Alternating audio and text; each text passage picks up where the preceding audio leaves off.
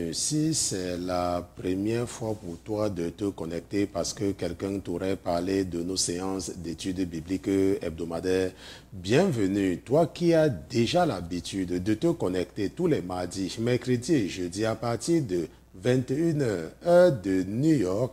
Bienvenue à tous ceux-là qui nous écoutent depuis les pays arabes.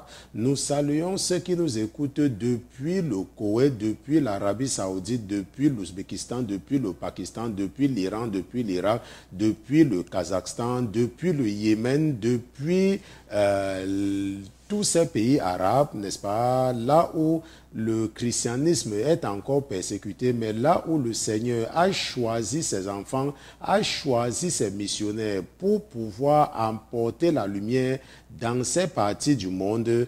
Bienvenue à tous ceux-là qui sont du côté du Canada. Nous n'oublions pas ceux qui sont au Canada. Nous savons qu'ils sont nombreux et nous savons également qu'ils sont nombreux ici aux États-Unis. Bienvenue à tous les pères de famille, à toutes les mères de famille en cette semaine de jeûne. Ces pères de famille qui ont pris la bonne résolution d'éduquer spirituellement leurs enfants par ces séances d'études bibliques hebdomadaires. Bienvenue ma soeur, bienvenue mon frère. Je remercie le Seigneur Jésus-Christ pour ta vie. Je remercie le Seigneur Jésus-Christ pour vos vies. Je le remercie d'avoir mis dans vos cœurs de vous intéresser aux choses spirituelles. La parole de Dieu nous enseigne dans le livre unique du prophète Ézéchiel.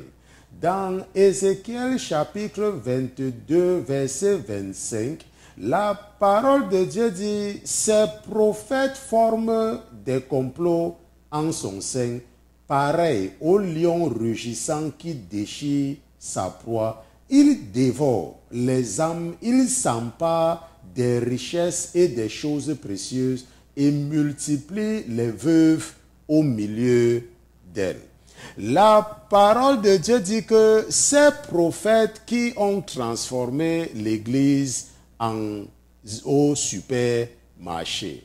La parole de Dieu dit que ces prophètes qui ne voient pas la sanctification dans la Bible, mais voient seulement le livre de Malachie, chapitre 3, et le livre de la Genèse, chapitre 28.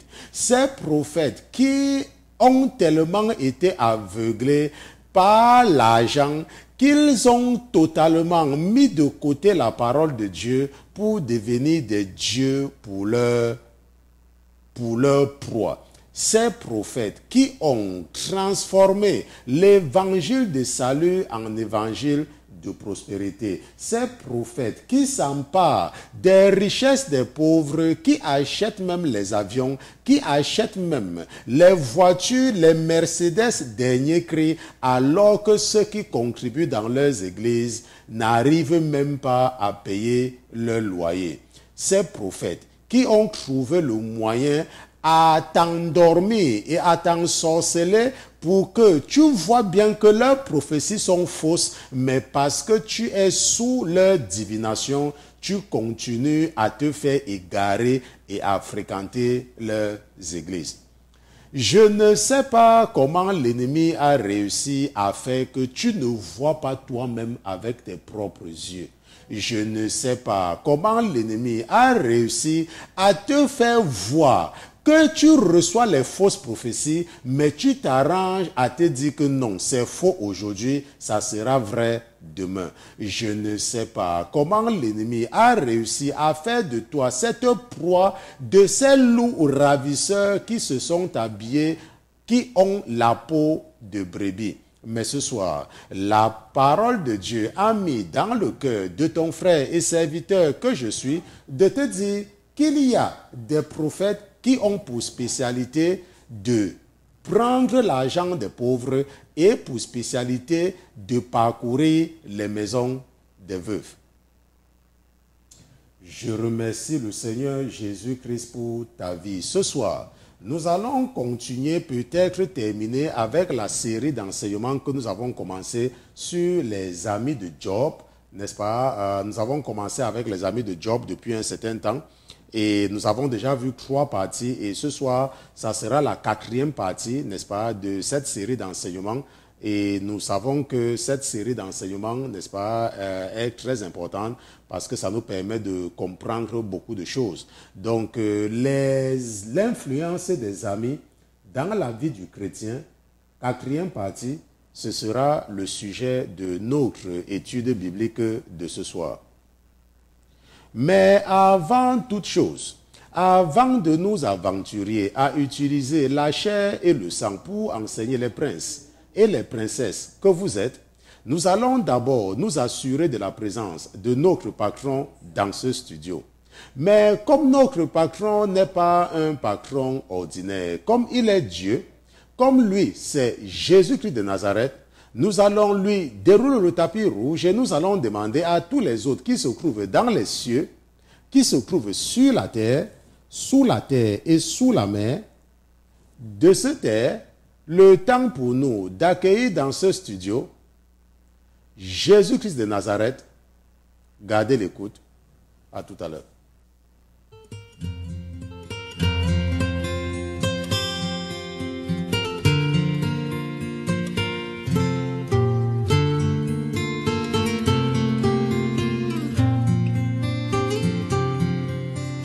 Les mots s'envolent, les vœux sont brisés et les promesses ne sont point tenues. Une famille divisée, l'amour déchiré, nuit après nuit, tant de larmes j'ai versé. Guéris mon cœur, calme ma douleur. Je choisis de pardonner, j'apprends à vivre, acceptant les blessures de mon âme. Viens guérir mon cœur, ô Seigneur. Mes amis m'ont quitté et d'autres exigé bien plus que je ne pouvais leur donner. Mon cœur. Jésus, nous voici une fois de plus en la présence du Dieu de la deuxième chance. Nous voici une fois de plus en ta présence, Papa. Nous voici qui sommes venus en la présence du Créateur, en la présence du Dieu qui n'a pas regardé nos péchés, mais qui a trouvé le moyen de déposer en nous quelque chose qui nous pousse à toujours venir vers lui, qui nous pousse à toujours étudier sa parole et qui nous pousse à être conscients des dangers de cet endroit où il n'y a que des cris et des graissements dedans. Papa, nous venons en ta présence, pas parce que nous sommes justes ou parce que nous voulons nous justifier. Nous venons en ta présence parce que nous n'avons pas le choix. Nous venons en ta présence parce que nous savons qu'il existe un Dieu et que ce Dieu c'est toi. Et nous savons que tu es le seul Dieu qui est attentif aux cris de tes enfants. Tu es le seul Dieu que lorsque tes enfants crient à toi, tu réagis et tu envoies toujours quelqu'un les délivrer. C'est pour cela que tu as fait dire à ton serviteur Moïse que tu susciteras toujours parmi une communauté un prophète comme Moïse, qu'il l'écoute, et s'il l'écoute, alors tout ira bien avec eux pendant leur pèlerinage sur la terre et ils vivront même avec toi pour l'éternité. Père éternel, permets-moi de venir en ta présence une fois de plus avec mes frères et mes sœurs. Permets-moi de venir en ta présence une fois de plus avec mon équipe. Permets-moi de venir en ta présence avec ce troupeau nombreux que tu m'as confié pour te demander pardon. Papa, nous venons te demander pardon pour nos offenses que nous avons commises par action et pour les offenses même que nous avons commises par omission. Nous venons te demander parce que nous avons eu honte de toi. Nous étions en train d'écouter la musique, mais lorsque nous sommes arrivés quelque part, nous avons arrêté cette musique parce que nous ne voulions pas qu'on nous identifie comme tes disciples. Père éternel, nous avons mangé à la maison en priant, mais lorsque nous nous sommes retrouvés dans ce restaurant, nous avons eu honte de toi. Pour cela, nous te demandons pardon. Et nous prions que non seulement tu nous pardonnes, Papa, mais que tu nous donnes également le courage. Le courage de te glorifier en toutes circonstances. le courage d'élever ton nom en toutes circonstances, le courage de nous comporter comme toi, le courage de parler comme toi, le courage de t'élever et de te glorifier au milieu de cette génération méchante. Père éternel, je te dis également merci pour cette période de jeûne que tu nous as accordée. Je te dis merci d'être présent avec nous en permanence et de nous avoir rassurés que tu es avec nous et que tu seras toujours avec nous comme tu as été avec Moïse. Nous te disons merci pour la manifestation de ta puissance dans nos vies au nom de Jésus-Christ, ton serviteur et tes enfants. D'une seule voix, nous te disons Amen.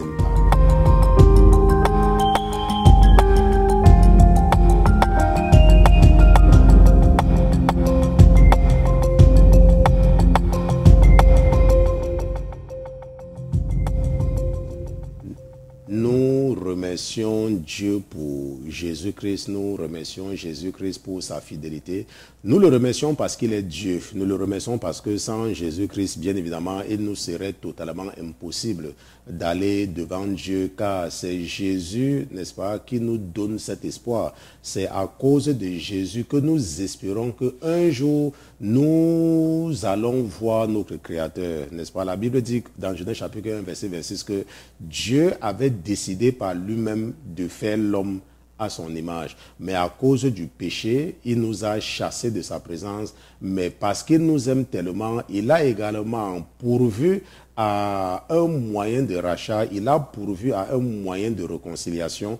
Et ce moyen de réconciliation, ce n'est qu'à travers lui-même, lui qui s'est fait homme et qui est venu nous rendre visite sur la terre, lui qui a décidé de s'appeler Jésus-Christ après avoir visité une jeune fille, n'est-ce pas? Une fille qui était juste, et la Bible dit qu'elle avait trouvé grâce devant l'Éternel.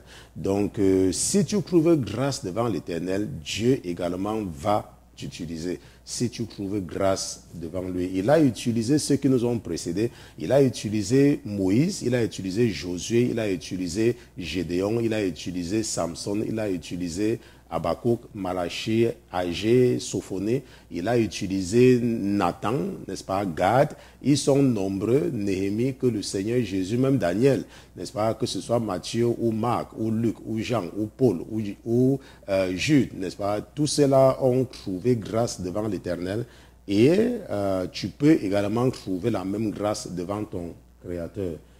Nous savons, lorsque j'étais en classe de terminale, n'est-ce pas, ou quand j'étais au lycée, dans mon pays d'origine, n'est-ce pas, je suis africain, mais je ne donne jamais le nom de mon pays pour ne pas endurcir les cœurs. L'examen de baccalauréat se déroulait en 2 étapes, n'est-ce pas? Il y avait l'étape écrite, n'est-ce pas? Et puis il y avait ce qu'on appelait l'oral, pour ceux qui étaient dans l'enseignement général. Et moi, j'ai fait l'enseignement général. Mais ceux qui étaient dans l'enseignement technique, ok, il y avait les examens écrits et puis il y avait la pratique. Okay. Maintenant, ce qui se passait, c'est que pour ceux qui étaient en classe de terminale, on délibérait, n'est-ce pas, pour décider, n'est-ce pas, jusqu'à quelle moyenne est-ce qu'on va prendre, on va repêcher certains. Mais bien évidemment, nous autres, on ne se mettait pas dans le cas des repêchés, n'est-ce pas? On se mettait toujours dans le cas, n'est-ce pas, des gens qui étaient à l'abri, n'est-ce pas, de l'échec. Ok, parce que c'était avec des mentions, n'est-ce pas, que nous passions nos examens. Et ce qui se passait, c'est que le soir où on devait donner les résultats, n'est-ce pas, le chef de centre de l'examen se mettait sur un balcon et il disait « candidat approché ». Ok, candidat approché. Pourquoi? Parce que la rumeur courait pendant la journée qu'on devait donner les résultats. Donc, tout le monde s'assemblait dans les centres d'examen, n'est-ce pas? Et c'était plein. C'était une occasion pour les gens, n'est-ce pas, de rire, n'est-ce pas, de se divertir. Et tard dans la nuit, n'est-ce pas, le chef de centre venait, il se mettait sur un balcon et avec un micro. Parfois même, il n'y avait pas de micro. Mais ce qui mettait fin à toutes les conversations, c'était candidat approché. Et lorsque les candidats approchaient, on commençait donc à lire, n'est-ce pas, les résultats des examens centre par centre. Donc, on pouvait lire, n'est-ce pas, pour plusieurs centres, n'est-ce pas, n'est-ce pas, à un seul lieu. Et ce qui est là, c'est qu'il y avait des centres que, lorsqu'on arrivait, on disait par exemple, centre de baccalauréat de Bujumbura, néant. On se comprend. Donc, centre de baccalauréat de Yamoussoukro, je ne sais pas quoi, Néang. Ou alors, ce qu'on disait, c'est que centre de Bobo Dioulasso, nombre de candidats 500, admis 0 ou Néang. Ok, ça veut dire quoi? Ça veut dire que il y avait des gens qui partaient dans des lycées où le niveau d'enseignement était nul et qui n'était pas au niveau national. Et ces lycées ou ces centres-là avaient 0 admis à l'examen national. Ok. Maintenant, pourquoi est-ce que Dieu nous raconte cela? La raison pour laquelle Dieu nous raconte cela, c'est seulement pour nous dire qu'il y a des églises qui envoient 0 personnes au paradis.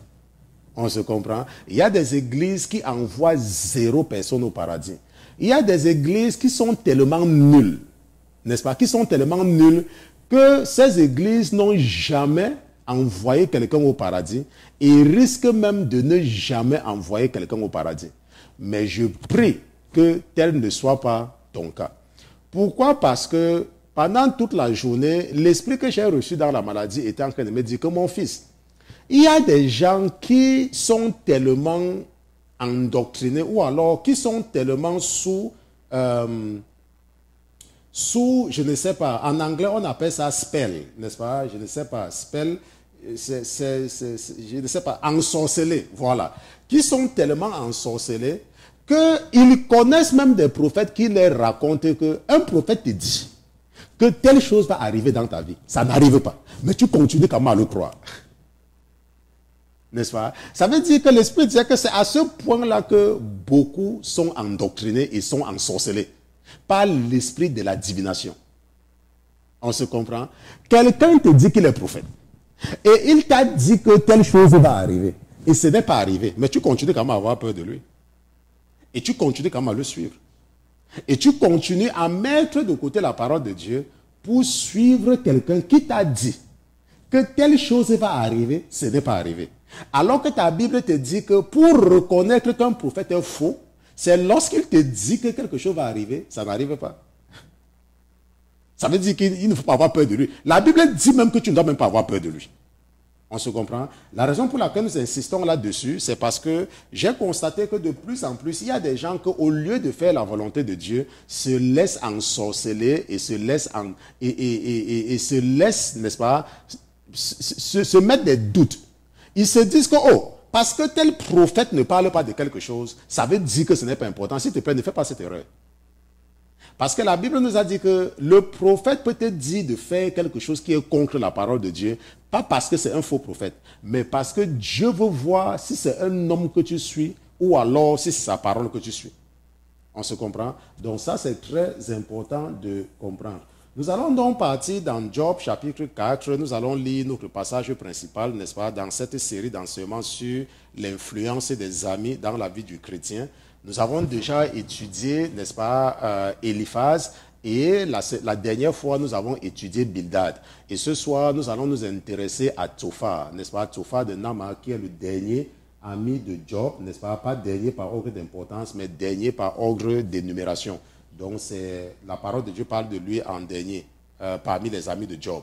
Et dans Job chapitre 4, ce qui nous a inspiré, nous allons lire à partir du verset 1 à 9, n'est-ce pas? La Bible nous dit dans Job chapitre 4 à partir du verset 1 que « Alors Eliphaz de Théman prit la parole et dit « Si l'on tente de te parler, te fâcheras-tu, mais qui pourrait retenir ces paroles? Voici, tu as souvent instruit les autres, et tu as fortifié les mains affaiblies. Tes paroles ont relevé ceux qui chancelaient, et tu as raffermi les genoux qui pliaient. Et maintenant que le malheur t'arrive, tu te fâches. Et parce qu'il t'a atteint, tu es tout t'es perdu. Ta piété ne fait-elle pas ta confiance, ton espérance? N'est-ce pas l'intégrité de tes voies? Cherche dans ta mémoire quel est l'innocent qui a péri et où des justes ont-ils été exterminés.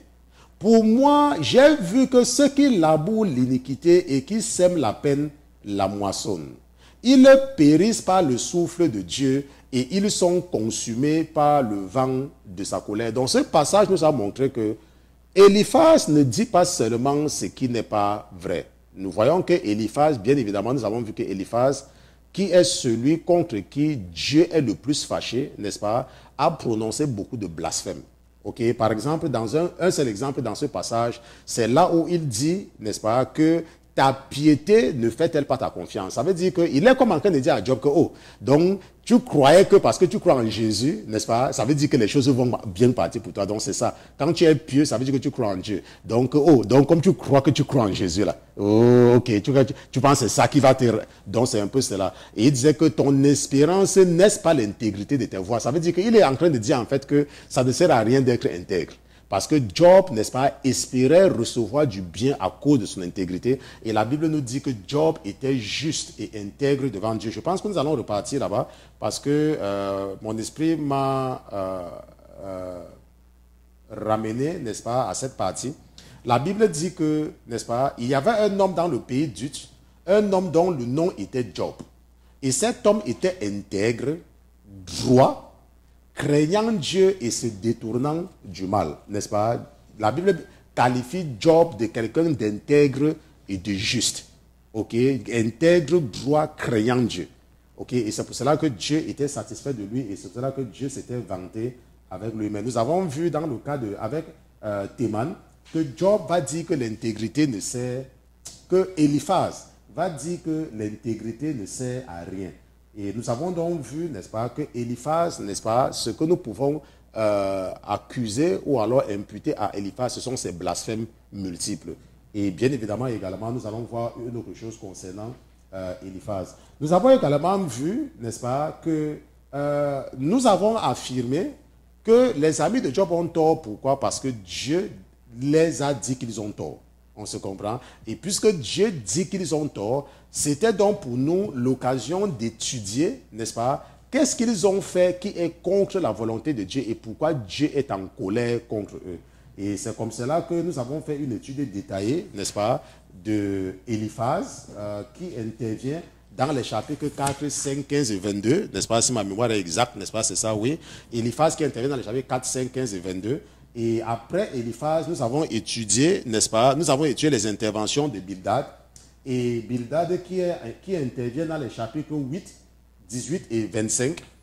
Et nous allons ce soir nous intéresser beaucoup plus, n'est-ce pas, aux interventions de Tsofa, de Nama. Et nous avons vu, et dans le cas par exemple de Bildad, que Bildad dit beaucoup de choses qui sont vraies, n'est-ce pas, la pensée de Dieu. Mais le problème avec lui, c'est qu'il se prononce sur quelque chose qu'il ne comprend pas. Et il s'associe, n'est-ce pas, à Eliphaz pour accabler ou alors pour s'attaquer, n'est-ce pas, à quelqu'un qui est justifié par Dieu. Et ça nous a permis, n'est-ce pas, de comprendre qu'avant d'ouvrir ta bouche pour parler de quelque chose, il faut bien t'assurer que tu connais les dessus. Quelqu'un m'a appelé hier et puis il me disait que pasteur Christian, ça fait longtemps qu'on ne te voit pas. Voilà. Je l'ai écouté parce que la Bible dit qu'il faut écouter plus que tu ne parles. Ok, donc je l'ai écouté, il a parlé. Quand il a fini, je lui ai dit que je te remercie, n'est-ce pas, d'avoir eu le courage de m'appeler et pour me poser ce problème. Mais ce que tu dois comprendre, que voici la situation. Et la raison pour laquelle je te raconte la situation, ce n'est pas parce que je voudrais me justifier devant toi, mais c'est parce que je voudrais que si un jour, je ne suis plus, parce que je sais que le Seigneur m'a accordé un certain nombre de jours encore sur la terre, si un jour je ne suis plus et que tu te retrouves dans un milieu où les gens parlent de ce problème, il faut leur dire que j'avais parlé au pasteur Christian. Et voilà ce qu'il m'avait dit. On se comprend? Parce que c'est comme ça. J'avais parlé au pasteur Christian. Et à l'avenir, avant de te prononcer sur quelque chose, il faut t'assurer de connaître, n'est-ce pas, les dessous, n'est-ce pas, du problème. Et lorsque je lui ai parlé, n'est-ce pas, lorsque je lui ai présenté la situation, c'est en ce moment qu'il s'est excusé et il m'a dit que maintenant je comprends. Donc vous voyez donc qu'il y a des gens comme Bildad qui se prononcent sur des choses qu'ils ne comprennent pas.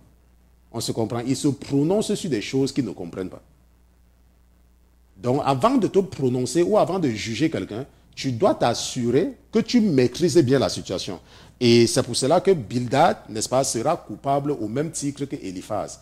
Et nous allons donc partir dans Job chapitre... nous allons regarder les différentes interventions de Tsofa, de Nama. Et nous savons que Tsofa est celui qui intervient le moins. Il intervient dans 2 chapitres, dans les chapitres 11 et 20. Et il est très important pour comprendre pourquoi Dieu est fâché contre Tsofa, de lire, n'est-ce pas, les chapitres précédents. Ça veut dire que si tu lis seulement les chapitres 11 et 20, les interventions de Tsophar, tu ne peux pas comprendre pourquoi Dieu est fâché contre lui. N'est-ce pas? Mais si tu lis les interventions précédentes de Job, avant l'intervention de... J'ai la musique, il faudrait demander d'arrêter la musique. Quelqu'un a mis la musique, je ne sais pas pourquoi. Donc, si tu lis les interventions de Job, et je ne sais pas, il y a quelqu'un, il y a la musique, il y a la musique qui passe. Ok, donc nous avons eu, n'est-ce pas, quelqu'un a dû toucher. Vous savez que nous avons eu un centre technique maintenant que je ne vois pas. Donc, lorsqu'il y a un problème, je suis obligé de coordonner avec eux, n'est-ce pas, pour qu'on arrête ce qui se passe au niveau du contrôle technique. Parce que nous avons deux contrôles. Il y a le contrôle de ce que vous voyez sur YouTube, et puis il y a le contrôle de la radio. Et le contrôle de la radio, nous n'avons pas de visuel sur eux. Peut-être ça va nous permettre de mettre peut-être un miroir, n'est-ce pas, pour éviter cela. Bon, maintenant, ce que nous sommes en train de dire, c'est que pour comprendre pourquoi Dieu est fâché contre Tsophar, nous devons regarder ce qui se passe avant ces interventions. Ok, nous regardons ce qui se passe avant ces interventions. Par exemple, Tsophar intervient au chapitre 11 et il intervient au chapitre 20. Allons un peu dans le chapitre 10 et regardons ce que Job va dire au chapitre 10. Avant, et nous allons maintenant lire l'intervention de Tsophar. Job chapitre 10, lisons un peu à partir du verset, Job chapitre 10, lisons un peu à partir du verset 1, n'est-ce pas? Voilà ce que la Bible dit, mon époux va vous montrer cela, je ne sais pas si c'est ça qui passe, n'est-ce pas? Donc, Job par exemple dit au chapitre 10 que « Mon âme a pris en dégoût la vie, je laisserai aller ma plainte, je parlerai dans l'amertume de mon âme. » Donc nous avons ici quelqu'un qui a de l'amertume dans son âme. Ok, ça veut dire qu'il a mal. Nous savons que le Seigneur a permis au diable de l'affliger physiquement.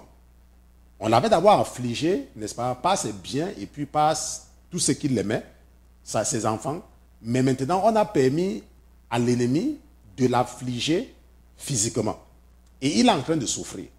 Et il y a des gens qui disent qu'ils sont ses amis, qui sont partis de très loin et qui, dans un premier temps, se sont comportés comme de vrais amis.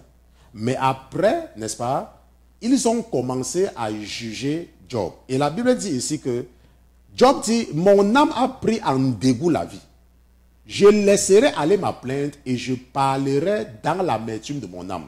Ok, mon âme a pris en dégoût parce que à un moment donné même, Job s'était dit que puisque les gens sont venus de très loin pour lui rendre visite, ça le consolait. Mais cette fois-ci-là, il n'y a plus rien qui lui donne même envie de vivre. Et Job dit qu'il a de l'amertume. Ça veut dire que son âme est amère. Son âme est devenue amère.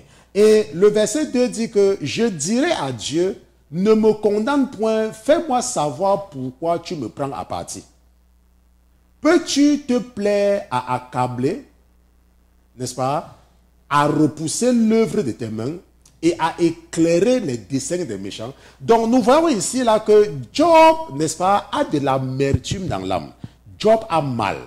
Job ne comprend pas ce qui lui arrive et Job est en train d'exprimer sa douleur. N'est-ce pas? Il est en train d'extérioriser ce qu'il ressent à l'intérieur. Maintenant, regardons maintenant, si tu lis le chapitre 10, n'est-ce pas, tu vas comprendre, n'est-ce pas, tout ce que Job fait ressortir, n'est-ce pas, de son cœur. Parce que lui, il n'est qu'une victime. Mais ses amis, n'est-ce pas, Eliphaz, Bildad et Tsophar, ne sont pas au courant de ce qui se passe, n'est-ce pas, dans le monde spirituel. Et au chapitre 11, n'est-ce pas, si nous regardons l'intervention, n'est-ce pas, après ce que nous venons de lire, ça veut dire que tu dis que tu es l'ami de quelqu'un. Et après ce que la personne vient de dire, voilà ce que Tsophar dit. Job chapitre 11. N'est-ce pas? Job chapitre 11, nous lisons à partir du verset 1. N'est-ce pas? La Bible dit que alors Tsophar de Nama prit la parole et dit, ne répondra-t-on point à tant de discours?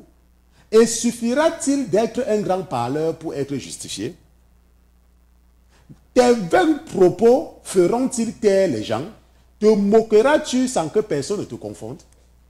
Est-ce que vous voyez? Voilà quelqu'un qui dit qu'il est venu voir son ami. Et son ami est en train d'exprimer, n'est-ce pas, est en train de parler avec beaucoup d'amertume. Il souffre. Non seulement il est frappé d'ulcère, Même sa femme est venue lui dire d'insulter Dieu et mourir. Et il a perdu tous ses enfants. Et ceux-ci-là disent qu'ils sont ses amis. Et il est en train, n'est-ce pas, d'exprimer sa douleur. Mais voilà ce qu'un ami lui répond, n'est-ce pas? La Bible dit que ne répondra-t-on point à tant de discours? Attends, tu parles trop. Et suffira-t-il d'être un grand parleur pour être justifié? N'est-ce pas? Qu'est-ce que nous constatons ici? Nous constatons ici là que Tsofa manque de compassion. On se comprend? Tsofa manque de compassion. C'est pour cela qu'il y a des gens dans nos vies qui ne sont dans nos vies que parce qu'ils ont un certain avantage. On se comprend? Qui ne sont dans nos vies que parce qu'ils ont un certain avantage. C'est pour cela que, par exemple, je connais un pasteur qui, n'est-ce pas, je connais un pasteur qui, c'est ce qu'il racontait. Il connaissait quelqu'un avec qui il faisait beaucoup de choses. Ok, il connaissait quelqu'un avec qui il faisait beaucoup de choses, mais il ne connaissait pas le nom des enfants de la personne avec qui il faisait beaucoup de choses. Est-ce qu'on se comprend? Il ne connaissait pas le nom des enfants de la personne. Mais pourtant, il travaillait avec cette personne en permanence. Ça veut dire quoi? Ça veut dire qu'il y a des gens qui seront avec toi seulement par rapport à toi. Mais ils ne savent pas comment s'appelle ton enfant. Ils ne savent pas qui est ta mère. Ils ne savent pas qui est ton père. Ils n'ont aucune relation avec toi en dehors de l'avantage qu'ils tirent de toi. C'est comme par exemple vous qui avez, n'est-ce pas, le privilège que vous avez des cas qui sont sérieux et que le Seigneur met dans mon cœur, n'est-ce pas, de vous appeler. Vous vous êtes rendu compte, quand je vous appelle, je vous demande que, oh, comment vont les enfants? Comment va ta fille telle? Comment va sa soeur telle? Comment va telle personne? On se comprend? Je demande, oh, comment va ton fils tel? Comment va maintenant? Pour ceux qui ont beaucoup d'enfants, je ne connais pas tous les noms, mais pour ceux qui ont peut-être 2 ou 3 là, la plupart du temps, vous savez que je connais même les noms de vos enfants. On se comprend? Pourquoi? Parce que je vous connais. Quand tu as une relation avec une personne, n'est-ce pas? Tu peux connaître la personne. Tu dois pouvoir connaître, n'est-ce pas? Tu ne peux pas me dire que tu travailles avec une personne, mais tu ne connais pas qui est sa mère, tu ne connais pas qui est son père. Et tu dis que tu travailles avec la personne. Non, il faut mettre parfois de côté les relations, n'est-ce pas, de la religiosité. On se comprend? J'ai une personne avec qui je travaille que l'ennemi utilisait, n'est-ce pas, beaucoup, un conflit familial pour freiner sa vie spirituelle. Ok? Et je lui ai parlé. Ok? Je lui ai parlé et je remercie le Seigneur parce qu'il a commencé à faire les efforts dans ce sens. Et la plupart du temps, quand nous parlons, je lui demande, ok, comment va telle personne? Ok, je n'ai pas envie d'être précis parce que je ne veux pas que les gens, vous savez, moi je ne suis pas le genre de pasteur qui parle des gens. Ok? Donc c'est un peu cela. Donc nous voyons dans le cas, n'est-ce pas, de Tsofa, qu'il y a des gens comme ça. Ça veut dire que quoi? Ça veut dire que ils viennent te rendre visite au travail. Ils connaissent là où tu travailles, ils ont ton numéro de téléphone, ils font les affaires avec vous. Et ils jurent même par tout le monde qu'ils sont, n'est-ce pas, ils vont même jurer qu'ils sont vos meilleurs amis. Mais ils ne connaissent pas les noms de vos enfants. Ça veut dire quoi? Ça veut dire que si tu l'amènes chez toi, tu lui dis que va m'appeler tel. Il ne connaît pas qui est cette personne. Mais il va quand même dire qu'il est ton ami. Et c'est le genre de personne que si tu as des problèmes, il sera le premier à ramasser les pieds, mettre sur la tête et fuir. Pourquoi? Parce qu'il n'a aucune compassion. Il ne te connaît pas. Il ne te connaît pas. Il est sans compassion. C'est ce que Tsofa démontre ici. Et il y a beaucoup de gens comme ça. Beaucoup de gens comme ça. Tu ne peux pas me dire que tu as un pasteur. Mais le pasteur là ne connaît pas si tu as même 2 ou si tu as 3 enfants. Il ne connaît rien sur tes enfants. Ça veut dire que ce n'est pas un pasteur, ça veut dire que c'est un commerçant. On se comprend, ça veut dire que c'est un commerçant. Ce n'est pas une question que tu appelles quelqu'un, tu dis, oh pasteur, j'ai été prié, pasteur, prie pour moi. Non, ce n'est pas, ça ne suffit pas. Tu dois pouvoir, n'est-ce pas, lorsque tu sens que quelqu'un est avec toi, quand la personne t'appelle, je dis pour vous qui avez cette grâce, vous savez qu'il y a une raison pour laquelle je n'appelle pas tout le monde. Sinon, je ne vais pas dormir. Quelqu'un me disait l'autre jour que, pasteur, quand on vous regarde, on se demande même comment vous faites. n'est-ce pas? Moi, ce que je fais ça avec très peu d'efforts. La raison pour laquelle je n'appelle pas les gens, n'est-ce pas, c'est parce que on dit souvent que trop de familiarité engendre le manque de respect. Et c'est pour cela que vous voyez que même Dieu, n'est-ce pas, ne se fait pas voir pour ces raisons. Si Dieu faisait que tout le monde le voit, c'est qu'il y a beaucoup qui devaient même l'insulter. On se comprend. C'est pour cela que parfois, n'est-ce pas, c'est bien de parfois rester à l'écart pour pouvoir parler aux gens. Ok, pour qu'ils t'écoutent. Parce que si tu as un pasteur qui prend l'habitude d'aller partout, les gens te voient partout. À un moment, ils ne vont plus te respecter. À un moment, ils ne vont plus te respecter. Donc, c'est ça. Maintenant, si nous regardons une autre intervention de Tsofar, n'est-ce pas, qui vient à la suite, n'est-ce pas, d'une des interventions de Job. Pour cela, nous allons partir dans Job chapitre 19. Allons un peu dans Job chapitre 19 et nous allons revenir sur quelque chose qui concerne Tsofar. Après, Job chapitre 19, nous allons lire les versets 21. Donc, on part au verset 21. N'est-ce pas? Job chapitre 19, verset 21. Voilà ce que Job dit. Job est en face de ses 3 amis. En plus, n'est-ce pas, de Élihu. Élihu, nous allons l'étudier, n'est-ce pas, séparément. Maintenant, Job est en train de dire, ayez pitié de moi, vous, mes amis. Car la main de Dieu m'a frappé. Ayez pitié de moi. Pourquoi me persécutez-vous comme Dieu? Et ne pouvez-vous pas vous rassasier de ma chair? Et ne pouvez-vous vous rassasier de ma chair? Pourquoi me persécutez-vous comme Dieu? N'est-ce pas? À un moment donné, Job a tellement mal des attaques de ses soi-disant amis qu'il les supplie même que pardon, laissez-moi même, ayez pitié. Regardez que je souffre, arrêtez au moins, aidez-moi au moins, même avec des belles paroles. Mais regardons immédiatement la réaction de Tsofar après même que Job ait dit pardon et pitié.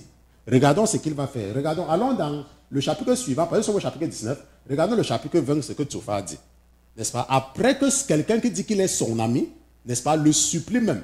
N'est-ce pas?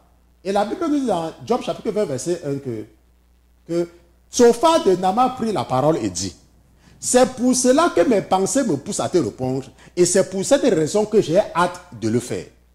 J'ai entendu une leçon outrageante, mais l'esprit tire de mon intelligence une réponse. N'est-ce pas? Ne sais-tu pas que de tout temps, depuis que Dieu a mis l'homme sur la terre, le triomphe du méchant est de peu de durée et la joie de l'impie n'a qu'un moment? Voilà la réaction d'un ami. En fait, entre guillemets. Donc, quelqu'un vient de te dire que pardon, aie pitié, pardon. Mais tu es en train de lui dire que le triomphe du méchant est de peu de durée et la joie de l'impie n'est qu'un moment. Donc, ce que nous constatons ici, là, avec Tsofar, n'est-ce pas, ça, c'est le manque de compassion. N'est-ce pas? Il manque de compassion. C'est ce qu'on appelle les chrétiens qui ont le cœur de pierre. On se comprend? Les chrétiens qui ont le cœur de pierre. Et quelque part, la Bible dit que je vais retirer ce cœur de pierre et je vais te donner un cœur de chair. On se comprend? Maintenant, ce qu'il faut comprendre, c'est que ce n'est pas tout ce que Tsofar dit qui n'est pas vrai. On se comprend? Mais c'est que nous regardons surtout les aspects négatifs parce que Dieu n'est pas satisfait de lui. Par exemple, si nous regardons l'une des interventions de Tsofar, allons un peu dans Job chapitre 10, n'est-ce pas? Allons un peu dans Job chapitre 11 et lisons le verset 10, n'est-ce pas? Job chapitre 11, il y a quelque chose qui dit, n'est-ce pas? Job chapitre 11, et lisons le verset 10. Tsofar dit par exemple au chapitre 11, que Job chapitre 11, verset 10, que s'il saisit, s'il emprisonne, s'il assemble le tribunal, qu'il en empêchera. Ok, parlant de Dieu, on se comprend? Tsofar dit que si Dieu te saisit, si Dieu t'emprisonne, si Dieu assemble son tribunal pour te juger, qui va l'empêcher de faire ce qu'il veut faire? Ça veut dire quoi? Ça veut dire que Dieu est libre de faire ce qu'il veut faire. On se comprend? Dieu est libre de faire ce qu'il veut faire. Tu vas me dire que, mais, pasteur Christian, pourquoi est-ce que Dieu m'a créé avec une peau noire et l'autre a la peau blanche et à cause de cela, tu pars acheter les produits pour te décaper la peau? Et tu te dis que Dieu va comprendre. Laisse-moi te dire, Si tu meurs avec le décapitage là, ou bien le décapotage, ou bien le machin truc là, l'enfer t'attend automatiquement. Si tu meurs avec le maquillage que tu as sur toi, c'est l'enfer qui t'attend. De la même façon, tu vas dire, oh, pasteur Christian, moi j'aime les cheveux des blanches. Les blanches ont les longs cheveux. Pourquoi Dieu m'a donné les cheveux crépus? Et tu pars, tu achètes le pot avec les produits chimiques, tu pars, tu défrises tes cheveux pour que tes cheveux soient comme les cheveux des blancs. Et tu vas dire que Dieu va comprendre. Il y a une raison pour laquelle Dieu t'a créé avec les cheveux crépus. Il y a une raison pour laquelle. La Bible dit, je ne sais pas pourquoi je n'ai pas pris, nous allons partir ensemble, dans,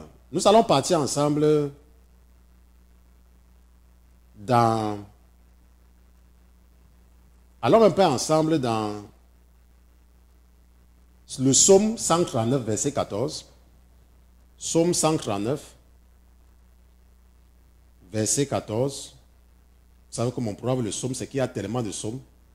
139, verset 14, n'est-ce pas? Voilà ce que la Bible dit. La Bible dit, dans le psaume 139, verset 14, que « Je te loue de ce que j'ai été fait d'une étrange et merveilleuse manière. Tes œuvres sont merveilleuses et mon âme le sait très bien. » Ça dit que la Bible dit que « Je te loue de ce que j'ai été fait d'une étrange et merveilleuse manière. Tes œuvres sont merveilleuses. Et mon âme le sait très bien. » Dieu t'a fait de façon parfaite. Mais tu me dis que tu es en train de croire à la Bible, ce passage-ci.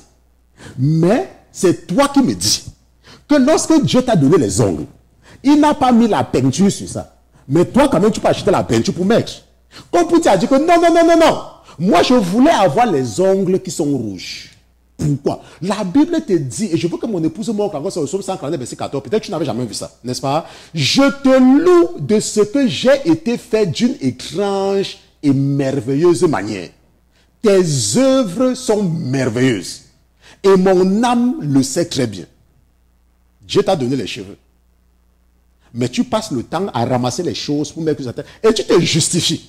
Tu dis, oh, pasteur Christian, si je laisse mes cheveux comme ça va se casser. Pasteur Christian, laisse-moi, je ne vais pas chercher les choses pour attacher sur ça. Oh, pasteur Christian, si je fais comme ça, machin, la Bible dit que Dieu t'a fait de façon merveilleuse.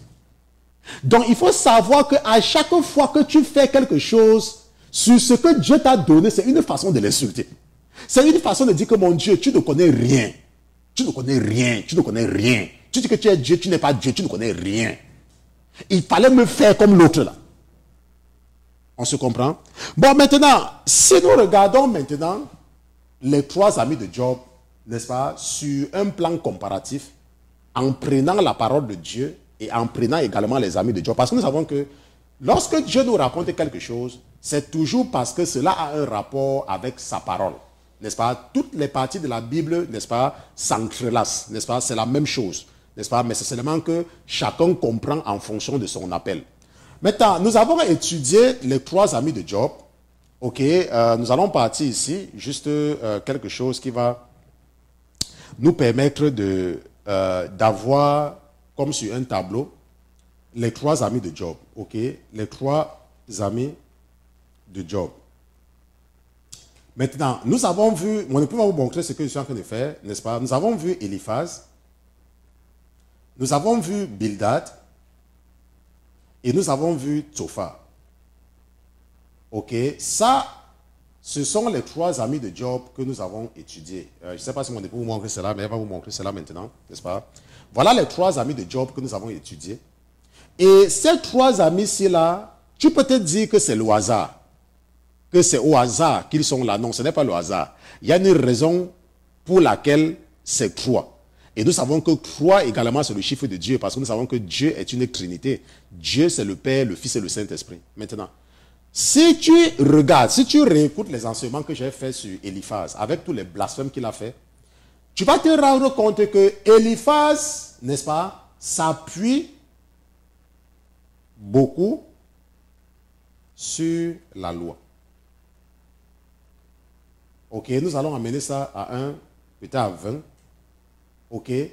Éliphaz, le problème de Éliphaz, c'est que Éliphaz s'appuie beaucoup sur la loi. Ça veut dire quoi?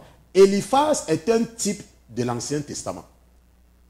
Ça veut dire que les gens qui pensent qu'ils vont être justifiés par ce qui est écrit dans la Bible, ils pensent que c'est en respectant ce que la Bible dit qu'ils seront justifiés. Est-ce que vous comprenez? C'est bien de connaître ce qu'il y a dans la Bible. Mais la loi ne peut pas te justifier. Pourquoi? Parce que tu ne peux pas respecter toute la loi. Et c'est pour cela que nous allons partir dans Jacques, chapitre 2. N'est-ce pas? Allons un peu dans Jacques, chapitre 2. Pour ceux qui pensent que le fait de ne pas porter les pantalons va les amener au paradis là. Ou alors le fait de ne pas voler va les amener au paradis. Allons un peu dans Jacques, chapitre 2. Et nous allons lire à partir du verset 10. Ok, il y a des gens qui pensent que, oh, pasteur Christian, je ne fais plus ceci, pasteur. Je me suis dépouillé, pasteur, je vais partir au paradis. Laisse-moi te dire, que tu te dépouilles, que tu arrêtes de voler, que tu arrêtes, ce n'est pas ça qui va t'amener au paradis. La Bible dit que, car quiconque aura observé toute la loi, s'il vient à pécher dans un seul point, devient coupable de tous. On se comprend? Car quiconque aura observé toute la loi, s'il vient à pécher dans un seul, il devient coupable de tous. Car la Bible continue à dire qu'en effet, celui qui a dit tu ne commettras point d'adultère, a dit aussi tu ne tueras point. Or, si tu ne commets point d'adultère, mais que tu tues, tu es transgresseur de la loi. On se comprend? Donc, ainsi parlez et agissez comme devant être jugé par la loi de la liberté. On se comprend? Car le jugement est sans miséricorde pour celui qui n'a point usé de miséricorde. Mais la miséricorde brave le jugement. Ça veut dire quoi? Ça veut dire que lorsque tu es un chrétien, et c'est pour ça que j'insiste tout le temps, il faut apprendre à t'appuyer sur la grâce et la miséricorde de Dieu, de Jésus-Christ. Il ne faut pas te dire que, oh, pasteur Christian, moi, quand je prie, je mets le foulard. Et je ne sais pas le passage biblique qui dit de mettre le foulard même quand tu pries, mais il n'y a pas de problème par rapport à ça. Oh, pasteur Christian, j'ai arrêté de mettre les vernis, pasteur. Oh, pasteur Christian, je ne fais plus ça, pasteur. Je ne porte plus les pantalons serrés, pasteur. Mais tu as porté les jupes, pasteur. Oh, pasteur. Je ne fais plus ça. Et tu es sûr que tu vas partir au paradis? Tu crois que c'est parce que tu fais ça que tu vas aller au paradis? Laisse-moi te dire, la Bible te dit, n'est-ce pas, que la loi, n'est-ce pas, la loi, car quiconque aura observé toute la loi, s'il vient à pécher dans un seul point, devient coupable de tous. Mais comment est-ce que tu pêches? Quand tu pars au travail, il y a un petit problème, tu mets ta bouche dedans sans connaître même le fond du problème. Et tu vois que tu peux être coupable comme Bildad. Parce qu'il parlait de ce qu'il ne maîtrisait pas. Il ne savait pas que c'est Dieu qui avait affligé Job. Mais il ouvrait sa bouche pour parler. Et tu vas me dire que, oh, comme tu fais toutes ces choses-là, tu ne fais pas ceci, tu ne fais pas cela, tu ne fais pas en boîte de nuit, tu ne fais pas machin, que tu vas partir au paradis. Il faut que le diable te trompe. Ok?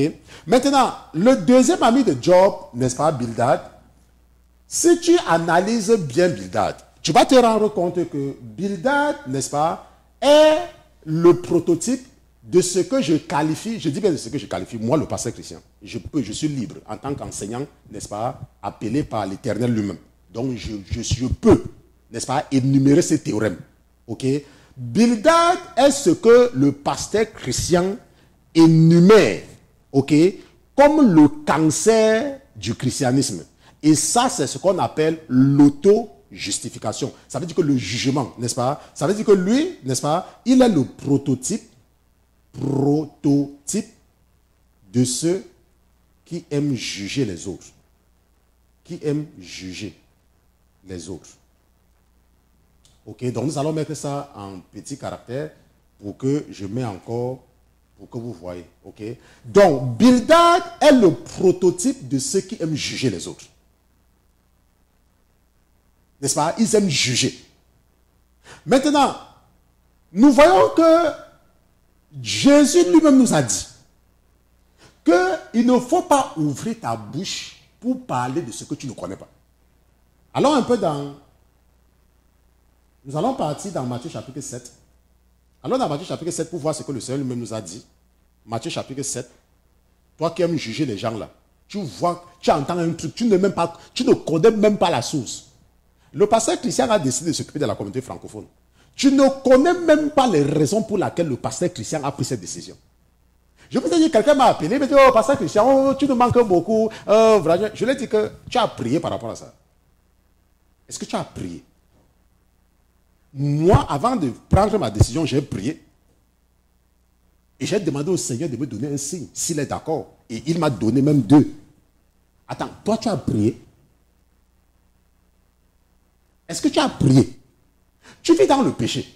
Et tu es en train de me dire que tu as rêvé et tu as vu le pasteur Christian comme ça. Attends, Dieu ne va jamais t'utiliser pour venir me parler. Puisque Dieu m'a donné le mystère de la sanctification. Et toi, tu ne vis pas dans la sanctification. Dieu ne pourra donc jamais t'utiliser pour venir me parler.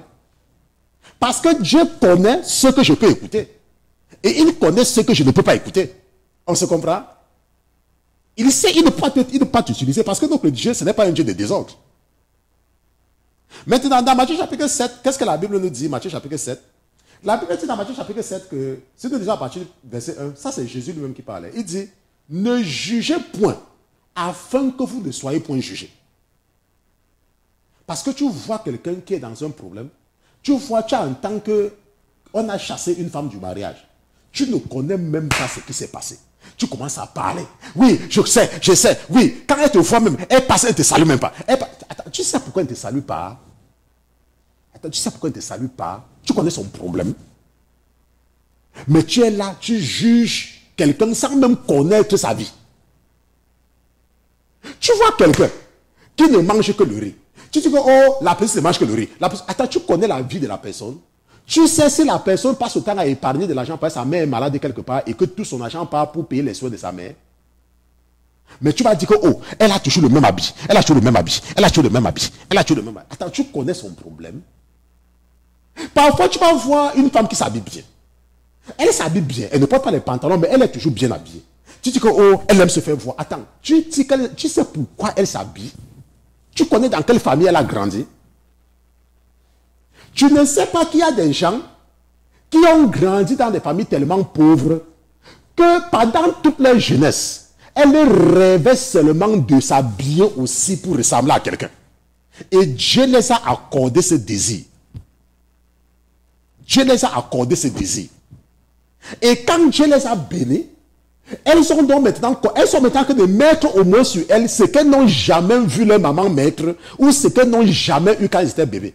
Mais toi, tu ne la connais pas. Tu parles le temps à la juger. Que, oh, elle aime trop se faire voir. Attends, tu connais sa vie. Tu vois quelqu'un qui aime sa femme. Tu dis que, oh, l'homme là, sa femme le commande. Sa femme le domine. Attends, tu connais le désir du cœur de l'homme là. Moi, je connais quelqu'un qui a vécu dans une famille où son père menaçait tellement sa maman. Et il a pris la décision que quand il va se marier, il va faire plaisir à sa femme. Pourquoi? Parce que son père menaçait tellement sa mère qu'il avait pris l'engagement que quand lui, il aura une femme, il va que sa femme doit être à l'aise. Et tu le vois maintenant, Dieu lui accorde ce désir-là. Parce que c'est un désir noble. Et toi, tu ne connais pas, tu dis qu'un homme comme ça, sa femme le commande même. Mais un homme comme ça, un moumou comme ça. Et tu es là, tu juges même de ce que tu ne connais pas. Et c'est pour cela que Dieu va te punir comme il a puni Bildad. Parler de ce que tu ne connais pas. Il faut éviter de juger.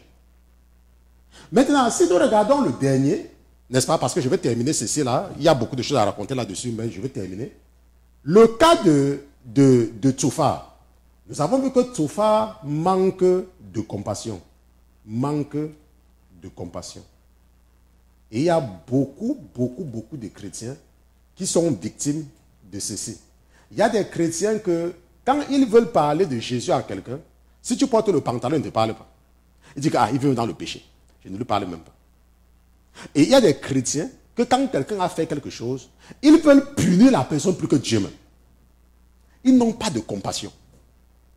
Nous allons partir dans Jean chapitre 8 et nous allons voir, pour t'aider à savoir ce que c'est que la compassion, n'est-ce pas, qu'il faut avoir de la compassion, Jean chapitre 8. Nous allons lire à partir du verset 1. N'est-ce pas? La Bible dit que mais Jésus s'en alla sur la montagne des Oliviers. À la pointe du jour, il retourna au temple et tout le peuple vint à lui. Et s'étant assis, il les enseignait. Alors les scribes et les pharisiens lui amenaient une femme surprise en adultère. Et l'ayant mise au milieu, il lui dit, mec, cette femme a été surprise en flagrant délit d'adultère. Or, Moïse nous a ordonné dans la loi de lapider de telles personnes. Toi, qu'en dis-tu? Il disait cela pour l'éprouver, afin de pouvoir l'accuser. Mais Jésus s'étant baissé, écrivait avec le doigt sur la terre. Et comme il continuait à l'interroger, il se releva et leur dit, que celui de vous qui est sans péché, lui jette le premier la pierre. Et s'étant de nouveau baissé, il écrivait sur la terre. Quand ils entendirent cela, se sentant repris par la conscience, ils sortirent l'un après l'autre, commençant depuis le plus âgé jusqu'au dernier, et Jésus fut laissé seul avec la femme qui était là au milieu. Alors Jésus s'étant relevé et ne voyant personne que la femme, lui dit, femme, où sont tes accusateurs? Personne ne t'a-t-il condamné? Et elle dit, personne, Seigneur. Jésus lui dit, je ne te condamne pas non plus, va et ne pêche plus. La compassion. Cette femme, c'est vrai, elle a commis l'adultère. Ce qui est terrible, ce qui est horrible, ce qui est que la Bible dit que si une femme commet l'adultère, son mari a le droit de la répudier. Or, Dieu dit qu'il est contre le divorce. Mais l'adultère, c'est l'un des cas où l'homme a le droit de chasser sa femme. Mais le même Dieu qui a établi cette loi spirituelle, on a attrapé une femme en flagrant délit d'adultère. Mais ce Dieu-là lui a pardonné. Mais toi, parce que tu entends que quelqu'un a fait quelque chose et tu n'es même pas sûr même que c'est vrai. Quand tu veux punir, tu chasses la personne, tu ne veux même plus parler avec la personne. Tu dis, je ne veux même plus te parler. Je vais te parler le jour que Jésus va pardonner Satan. Manque de compassion. Ça veut dire que ton cœur est tellement dur comme le caillou. Tu ne peux pas savoir que quelqu'un a fait quelque chose, a péché. C'est vrai, la personne a volé. C'est vrai, la personne a fait ceci, c'est vrai. Mais il faut apprendre à avoir de la compassion. Et à chaque fois que tu écoutes et que tu te retrouves dans une situation, pense à cette histoire et pense toujours à ce que Jésus a fait. Jésus a pardonné à la femme adultère. Et il y a un moment, lorsque le Seigneur voulait m'enseigner quelque chose, parce que c'est le Seigneur lui-même qui m'a enseigné ceci, il avait mis dans mon cœur d'aller écouter un pasteur. Il est décédé, un prophète, il est décédé depuis des années. Je ne l'ai jamais connu de son vivant. Et quand l'Esprit qui en moi m'a envoyé l'écouter, ce prophète-là, ce pasteur-là, parlait justement de la compassion. Et il était en train de dire que si tu veux que ton ministère grandisse, si tu veux gagner beaucoup d'âmes, tu dois avoir de la compassion. Et c'est pour ça que certaines personnes avec qui je travaille, parfois ne me comprennent pas. Que le pasteur Christian là, parfois on croit qu'il est dur, alors que dans certaines situations, il est même machin. C'est comme ça. Parce que si tu n'as pas de la compassion, les gens vont te fuir. Toi-même là, qui dis que le pasteur Christian est là, toi-même tu es avec moi à cause de cette compassion là, parce que je te pardonne beaucoup de choses.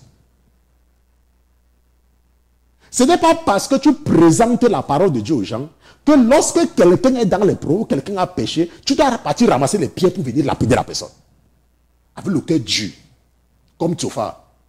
Et nous savons que Dieu a justement condamné Tsophar à cause de ce manque de compassion, à cause de ce cœur de pierre, au lieu d'un cœur de chair. Il y a des gens qui vont dire que, oh, pasteur Christian, je me suis dépouillé, mais le cœur est dur comme le caillou. Il faut prier. Hein. Chaque fois maintenant, si tu sais que tu te retrouves dans ce que je dis là, il faut apprendre à prier que Seigneur Jésus enlève le cœur de pierre que j'ai et donne-moi un cœur de chair. On se comprend? Et c'est comme ça que tu seras béni. N'est-ce pas? Nous sommes donc arrivés, n'est-ce pas, à la fin de cette série d'enseignements. Nous allons changer les intitulés. Je ne sais pas si la sœur, n'est-ce pas, votre sœur qui s'occupe de cela écoute. N'est-ce pas? Nous allons parler peut-être de partie 1 de 4. 2 de 4, 3 de 4, 4 de 4, n'est-ce pas, pour que les gens ne m'écrivent pas pour dire que, oh, pasteur, vous n'avez pas terminé l'enseignement.